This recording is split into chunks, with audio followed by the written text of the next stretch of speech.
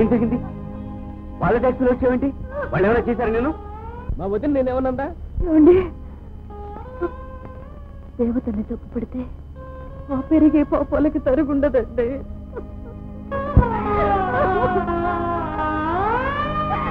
దేవతండి, ఆ దేవతలోని మంచితనాన్ని తెలుసుకోలేకపోయాను.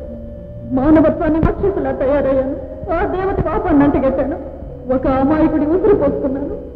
కౌరవులు ద్రౌపదిని అవమానించినట్లుగా 10 మందిలో ఆ శాంతమ్మ తల్లిని నవ్వులు చేశాను. నేను చేసిన పాపాలు 1, 2 కాదండి.